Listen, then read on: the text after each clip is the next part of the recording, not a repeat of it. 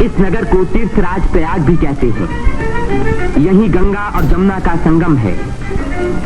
इसी संगम में गुप्त सरस्वती नदी भी आकर मिलती है। इसीलिए इस स्थान को त्रिवेणी संगम कहा जाता है।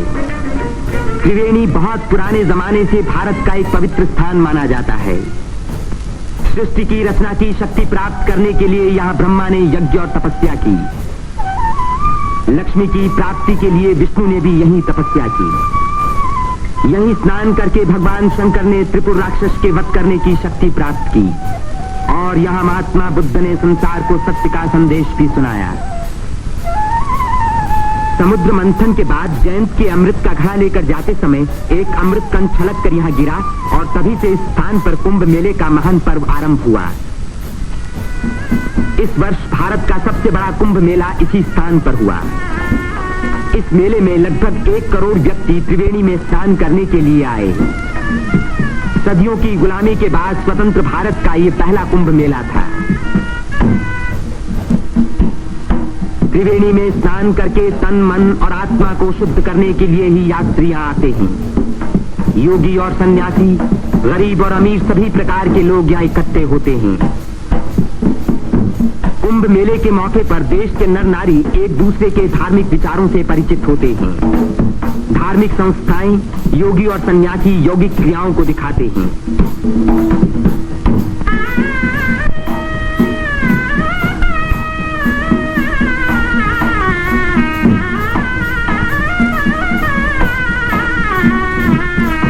धार्मिक विचारों पर तर्क वितर्क होते हैं और देश के गौरवपूर्ण प्राचीन रहस्यों का उद्घाटन होता है। यहाँ के सुंदर दृश्य प्राचीन भारत की महत्ता की याद दिलाते हैं।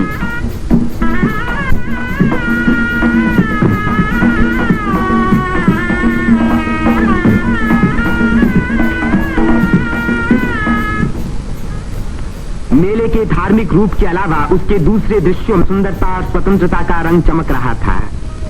रंग बिरंगी चूड़ियां, देवी देवताओं की मनमोहिनी मूर्तियां,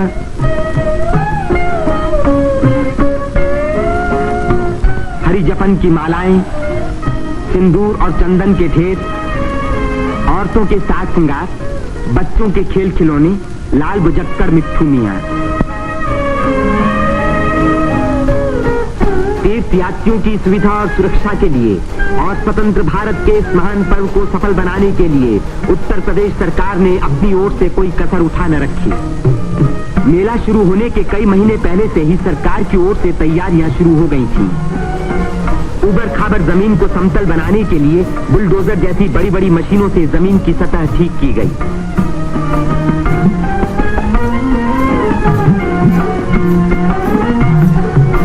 गंगा जी ने अपना किनारा 15 से 30 फुट गहरा काट दिया था, जिसके कारण यहाँ स्नान करना असंभव था।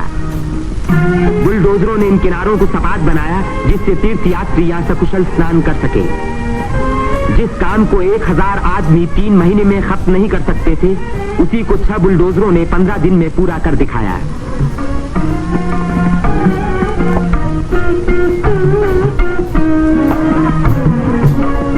फौजी इंजीनियरों ने सड़कों पर बिछी रेलवे लाइनों के ऊपर पुल बनाने में बड़ी मदद की।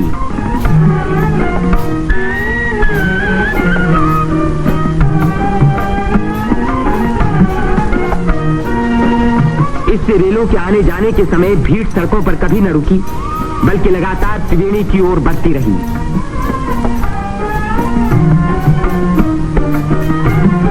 जगह की कमी के कारण ज्यादा लोगों के रहने का इंतजाम गंगा के पूर्वी तट पर झूसी की ओर किया गया।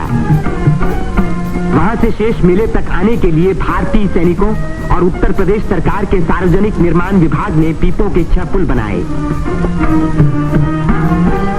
कुंभ मेले के इतिहास में ये पहला मौका था जबकि यहाँ बिजली लगी। 1000 बिजली के खंभे लगाए गए, जिनके लिए 160 मील से अधिक लंबी तार लाइन इस्तेमाल हुई। उत्तर प्रदेश के स्वास्थ्य विभाग ने यहाँ सफाई का बड़ा अच्छा बंदोबस्त किया।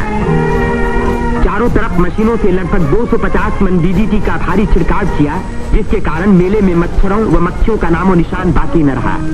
मेले के आरंभ से ही सरकार ने हैजे के टीके लगवाने का प्रबंध किया। यात्रियों को सलाह दी गई कि वे मेला क्षेत्र में आने से पहले टीके लगवा लें।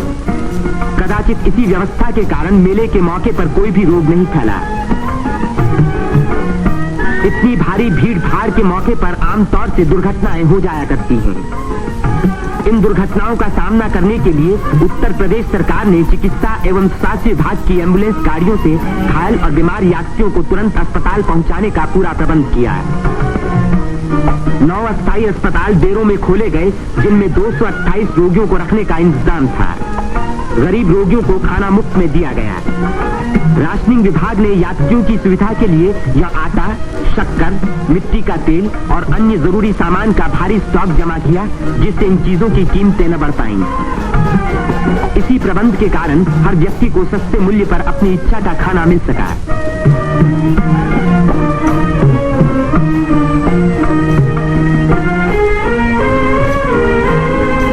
सेवा समिति, अग्रवाल समिति और भारत स्काउट्स एंड गाइड्स जैसी स्वयंसेवक संस्थाओं ने यात्रियों के मार्ग निर्देशन, उनकी सुरक्षा और घायलों का प्राथमिक उपचार किया।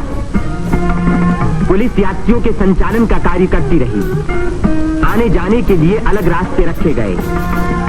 भीड़ को काबू में रखने के लिए चलते फिरते वायरलेस सेटों का इस्तेमाल किया गया।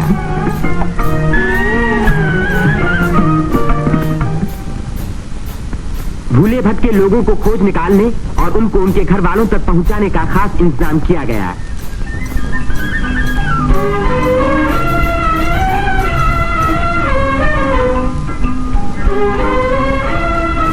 मेले में लाउड स्पीकरों का एक जाल बिछा दिया गया, जिससे भटके हुए लोगों का नाम पुकार पुकार कर उनको एक स्थान पर इकट्ठा किया गया। मेले के आरंभ होते ही उत्तर प्रदेश के मुख्यमंत्री पंडित गोविंद वल्लभ पंत ने मेले के बंदोबस्त का मुआयना किया। इस तीर्थ स्थान पर जमा हुए लाखों मेहमानों के सुख सुविधा की उन्हें बड़ी चिंता थी।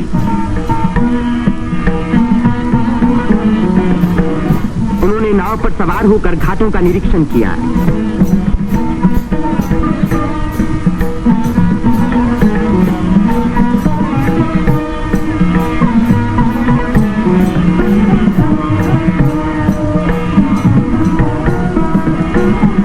उन्होंने पीपे के पुलों को भी देखा। ये अखाड़ा जो ऐसे ही एक पुल को पार कर रहा है, पुल की मजबूती का सबूत है।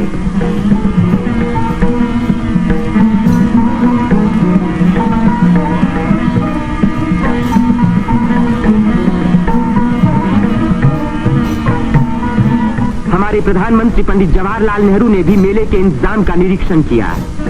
वे सड़कों पर घूमे और पुलों पर भी गए।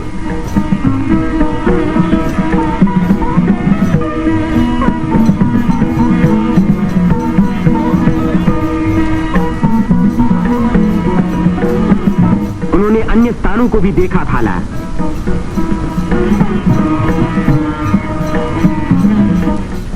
भारत के अन्य लाखों व्यक्तियों की भांति हमारे राष्ट्रपति श्री राजेंद्र प्रसाद ने भी त्रिवेणी में स्नान किया। इस दिन अपार जन समूह यहाँ इकट्ठा था।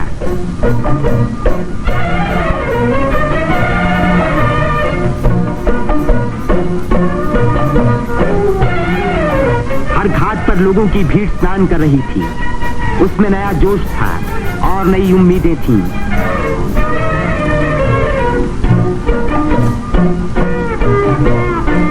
ये दृश्य जाहिर कर रहा था कि इस भीड़ की महान रचनात्मक शक्ति के कारण देश का भविष्य उज्जवल है। उसकी इसी शक्ति के कारण हमारी उन्नति के बड़े से बड़े कार्य अवश्य सफल होंगे। जिस स्थान पर मनुष्य और देवताओं ने यज्ञ किए और भविष्य का संकल्प किया, उसी स्थान पर इन नर नारियों ने आज भारत को फिर से बलवान और सुखी बनाने की प्रतिज्ञा की और भारत की स्वतंत्रता को अमर रखने के लिए अपने शरीर में एक नए प्राण को जन्म दिया।